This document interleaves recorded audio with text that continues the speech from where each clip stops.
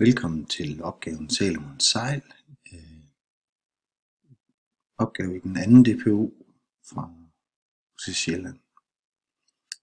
Meningen er, at vi skal konstruere Salomons sejl.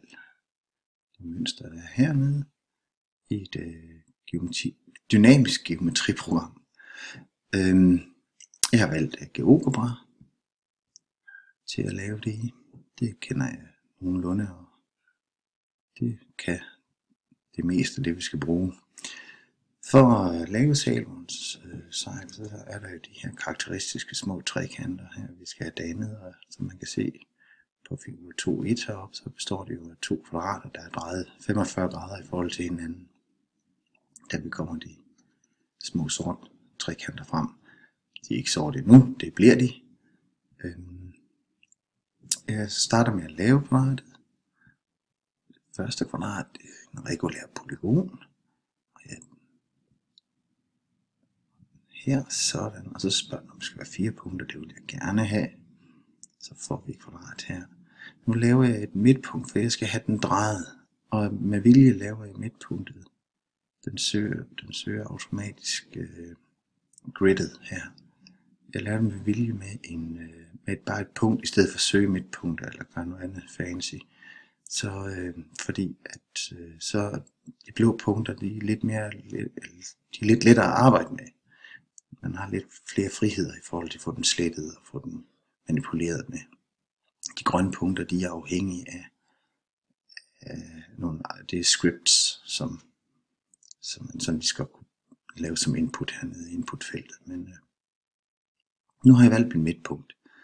Nu vil jeg have drejet mit polygon, og lige ind og se, om ikke jeg kan få lov til det. Drejer mit punkt, jo, så er man jo, der er mit punkt, og så er det så smart, nu kan jeg vælge hele mit polygon. Og 45 grader med mod uret, det er fint for mig. Så har jeg fået min figur, som vi så heroppe, figur 2.1.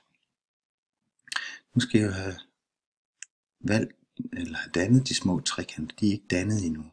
Så det gør jeg simpelthen ved at gå ind og sige, jeg skal danne en polygon, men der er ingen punkter endnu. Så er det så smart, at GeoGebra har et skæringsværktøj. Skæringsværktøjet, det kan danne dem for mig ret hurtigt. Sådan. Nu kan I se, det er godt nok grønne punkter her, men de står markeret herude. Hvorimod det her punkt, der hedder D og C, de er ikke markeret herude, så det her bliver lidt sværere at have med at gøre senere hen. Det jeg vil gøre nu, det er faktisk allerede nu, at jeg vil fjerne dem. Og erstatte med ganske almindelige punkter. Sådan. Nu vil jeg danne mine trekanter. Sådan. Lidt for stærkt. Og det gør jeg simpelthen ved at klikke rundt. Og I kan se ud til venstre, at der dukker polygoner op, som får dem dannet. Og de hedder trekanter herude. Det passer jo meget godt. Små retvinklede trekanter. Nu har jeg fået lavet 4 af dem. Hvis nu jeg fjerner mine oprindelige kvadrater, så kan I se, nu er vi ved at være hen ved noget, der ligner noget. Nu vil jeg gerne have dem til at se ud som på tegningen. Jeg går ned og vælger dem alle sammen her. Så kan jeg få lov til det. Nu skal jeg lige tænke. Der var de. Så går jeg ind på egenskaber. Og så siger jeg, at jeg vil gerne have dem sorte. Og de skal være helt tæt. Så fjerner jeg lige linjerne omkring. De kan godt lige give sådan lidt forstyrrelse i farverne. Hvorfor ved jeg ikke, men det gør de altså. Så har vi noget her. Jeg har ikke fjernet punkterne endnu, det gør jeg senere. Nu er det så spørgsmålet om, hvordan jeg får det her foldet ud. Fordi nu har vi kun en at kigge på, den er ikke så spændende. Og en smartere måde at gøre på, jeg har fundet ud af, det er simpelthen at spejle et nyt punkt.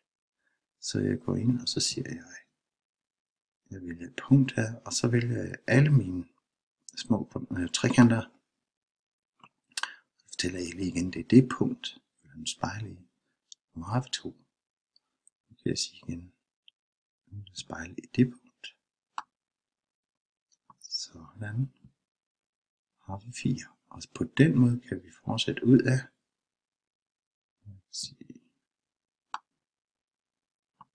det punkt. Men vi skal også gerne lidt nedad. Det prøver vi også. Så vi tager det punkt her. Så tager vi hele puljen. Spejler der. Og så kan vi blive ved. Når til sidst vi skal fjerne alle vores blå brikker, de er jo ikke så pæne at kigge på. Nu har vi fået et hav af linjestykker her, og det er meget uoverskueligt, så vi lukker lige linjestykkerne, de er væk. Polygonerne kan vi heller ikke se, dem laver lige stå. Punkterne, dem gider vi ikke kigge på. Væk med dem. Så skal vi lige tænke. Det gjorde den der.